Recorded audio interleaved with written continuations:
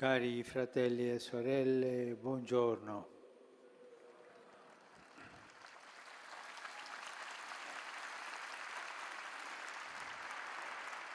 La nostra riflessione circa il disegno originario di Dio sulla coppia uomo-donna, dopo aver considerato le due narrazioni del libro della Genesi, si rivolge ora direttamente a Gesù.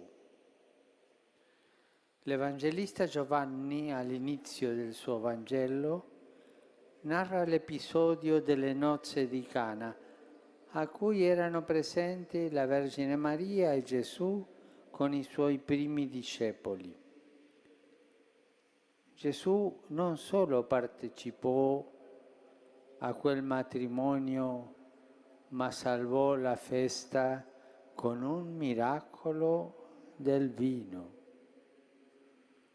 Dunque il primo dei suoi segni prodigiosi con cui egli rivela la sua gloria lo compì nel contesto di un matrimonio e fu un gesto di grande simpatia per quella nascente famiglia, sollecitato dalla premura materna di Maria. E questo ci fa ricordare il libro della Genesi, quando Dio finisce l'opera della creazione e fa il suo capolavoro. Il capolavoro è l'uomo e la donna.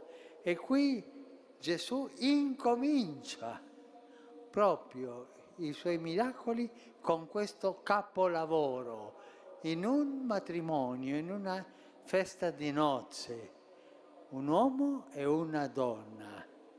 E così Gesù ci insegna che il capolavoro della società è la famiglia, l'uomo e la donna che si amano.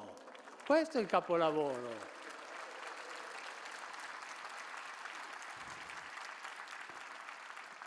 Dai tempi delle nozze di Cana tante cose sono cambiate, ma quel segno di Cristo contiene un messaggio sempre valido. Oggi sembra non facile parlare del matrimonio come di una festa che si rinnova nel tempo, nelle diverse stagioni dell'intera vita dei coniugi.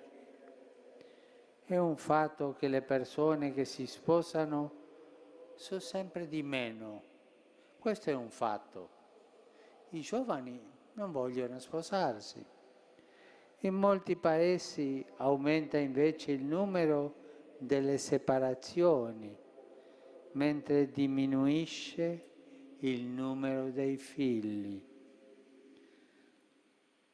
La difficoltà a restare assieme, sia come coppia, sia come famiglia, porta a rompere i legami con sempre maggiore frequenza e rapidità.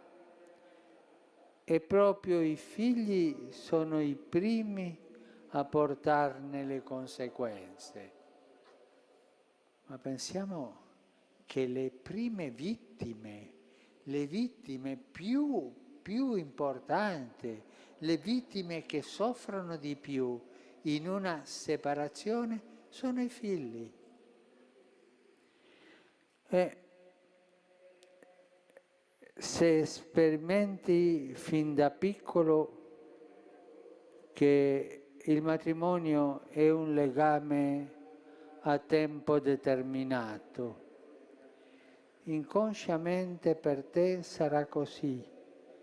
In effetti molti giovani sono portati a rinunciare al progetto stesso di un legame irrevocabile e di una famiglia duratura. Credo che dobbiamo riflettere con grande serietà sul perché tanti giovani non se la sentono di sposarsi c'è questa cultura del provvisorio, tutto è provvisorio, sembra che tutto non può essere, non c'è qualcosa di definitivo. E questa perché i giovani non vogliono sposarsi è una delle preoccupazioni che emergono al giorno di oggi. Perché i giovani non si sposano? Perché spesso preferiscono una convivenza e tante volte a responsabilità limitata, perché molti, anche fra i battezzati, hanno poca fiducia nel matrimonio e nella famiglia. È importante cercare di capire se vogliamo che i giovani possano trovare la strada giusta da percorrere, perché non hanno fiducia nella famiglia. Le difficoltà non sono solo di carattere economico, sebbene questo siano davvero serie. Molti ritengono che il cambiamento avvenuto in questi ultimi decenni sia stato messo in moto dall'emancipazione della donna, ma nemmeno questo argomento è valido, ma questo è anche un'ingiuria, no, non è vero, è una forma di maschilismo che sempre vuole dominare la donna. E facciamo la brutta figura che ha fatto Adamo, quando Dio ha detto: ma perché hai mangiato la frutta? E lei me l'ha dato, e la colpa è della donna. Povera donna. Dobbiamo difendere le donne. In realtà quasi tutti gli uomini e le donne vorrebbero una sicurezza affettiva stabile, un matrimonio solido e una famiglia felice. La famiglia è in cima a tutti gli indici di gradimento fra i giovani, ma per paura di sbagliare molti non vogliono neppure pensarci. Pur essendo cristiani, non pensano al matrimonio sacramentale, segno unico e irripetibile dell'alleanza che diventa testimonianza della fede. Forse proprio questa paura di fallire è il più grande ostacolo a accogliere la parola di Cristo, che promette la sua grazia all'unione coniugale e alla famiglia. La testimonianza più persuasiva della benedizione del matrimonio cristiano è la vita buona degli sposi cristiani e della famiglia. Non c'è modo migliore per dire la bellezza del sacramento. Il matrimonio consacrato da Dio custodisce quel legame tra uomo e la donna che Dio ha benedetto fin dalla creazione del mondo ed è fonte di pace e di bene per l'intera vita coniugale e familiare.